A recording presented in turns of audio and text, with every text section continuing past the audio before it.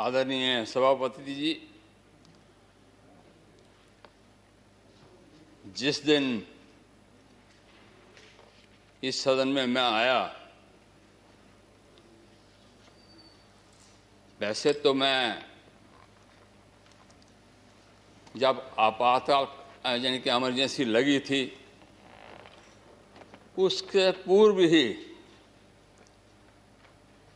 सामाजिक कार्यकर्ता था, समाज का काम करता था। वो ऐसा देश था जिसमें पीछे रहा नहीं गया और मुझे जेल यात्रा करनी पड़ी। उसके बाद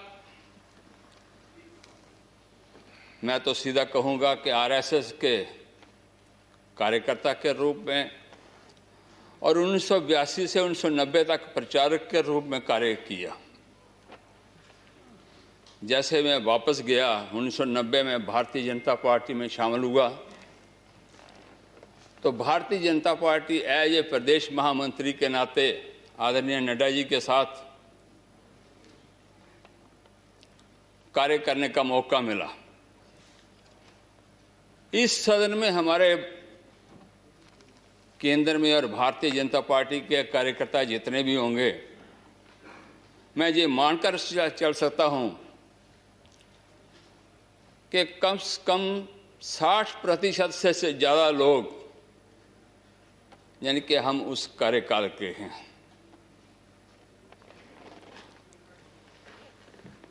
यानी कि नकवी जी बैठे हुए हैं, रविशंकर जी यहाँ नहीं हैं, प्रहलाद पटेल जी, फिर अपने जी कृष्ण रेड्डी जी हमारे अध्यक्ष थे। तो इन सब के साथ मुझे काम करने का मौका मिला। जहां आने के बाद मुझे नहीं लगा कि मैं कम से कम सदन में तो नया आया हूं, लेकिन मैं कार्यकर्ताओं के बीच में से नया नहीं हूं। और दूसरी बार मैंने कभी चुनाव नहीं लड़ा, ना कभी पार्षद का लड़ा, ना कभी म्यूनसिपैलिटी का लड़ा, कभी पंचायत का लड़ा। एज ए सामाजिक कार्यकर्ता होने के नाते मैंने कार्य किया। 1914 में मुझे अरुण जी की याद आ रही है, अरुण जेटली जी 2014। तो उन्होंने कहा कि तुम चुनाव क्यों नहीं लड़ते विधानसभा का।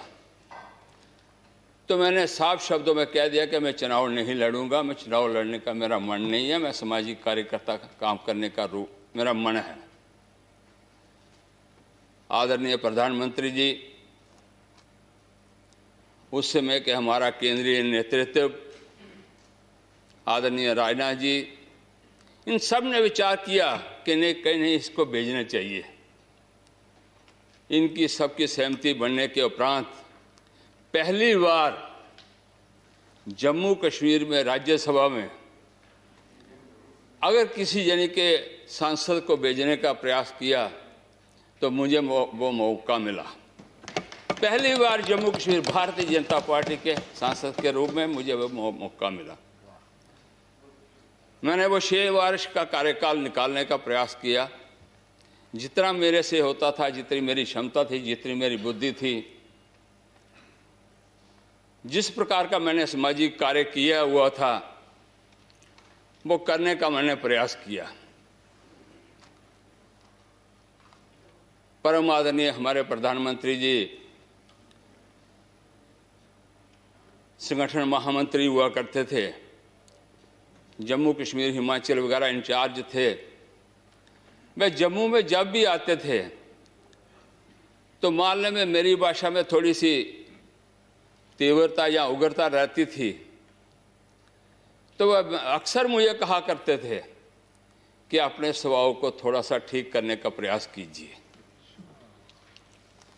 इसलिए मैंने सारी बातें सीखने के उपरांत समाज के बीच में रहकर समाज का कार्य कैसे किया जाता है, और मैंने पूरा जम्मू कश्मीर विभिन्न दायित्वों से होते हुए प्रदेश का अध्यक्ष भी बना और इंटायर जम्मू कश्मीर और लद्दाख कोई ऐसा क्षेत्र नहीं बचा होगा, कोई ऐसी तहसील नहीं बची होगी, कोई ऐसा जिला नहीं बचा होगा जहां मैं नहीं गया हूंगा। मैंने 13 वर्ष के कार्यकाल में पूरा लगातार जम्मू कश्मीर को घूमा है, जम्मू कश्मीर की परिस्थिति को समझा है, जम्मू कश्मीर के समाज को समझने का मैंने प्रयास किया है। उस प्रयास का मुझे अनुभव जहां दिखाने का मौका मिला। हालात बहुत गंभीर थे। जिस प्रकार जहां से केंद्र से सारी चीजें जाती थी, वहां तक पहुंचने में कई रुकावटें और हर्डल्स बनती थी। जम्मू इग्नोर होता था, लद्दाख इग्नोर होता था। तो उस समय भी मैं कई आंदोलन मैंने प्रारंभ किए और आंदोलन करने के उपरांत मैंने कुछ कार्य करने का भी प्रयास किया। एक बात मैं अवश्य बोलना चाहूंगा,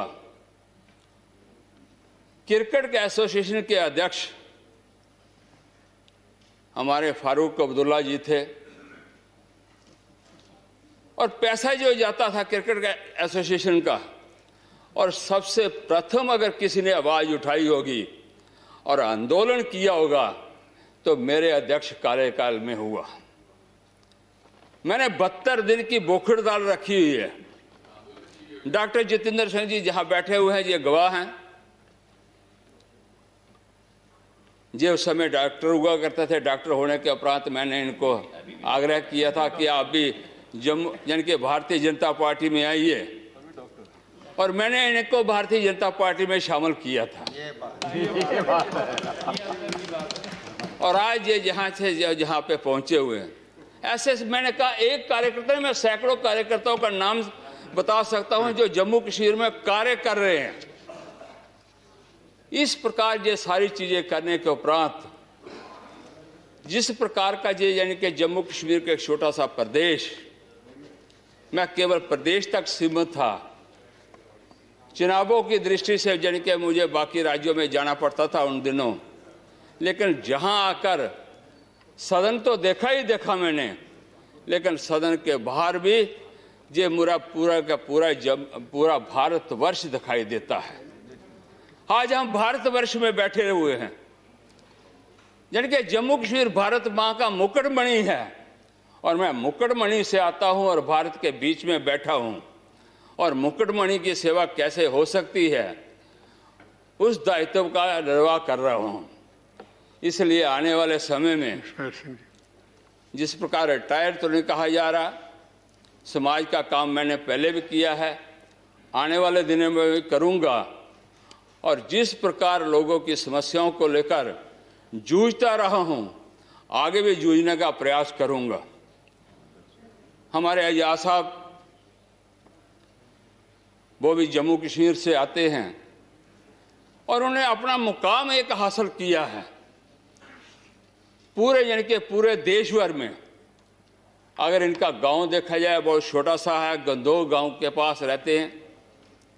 अगर उस गांव को देखें कि क्या आजाद साहब वहां से उठकर जहां पहुंच सकते हैं, तो कितनी यानी कि उन्होंने अपनी मुशक्कत की होगी, कितनी वहां उन्होंने मेहनत की होगी, वो हमारे सारे सबके सामने हैं। और ये मुकाम आज इतना हासिल किया है कि आज पूरा भारतवर्ष ही नहीं, विश्व में भी उनको लोग जानते हैं, वाह-वाही कर रहे हैं, तारीफ कर रहे हैं।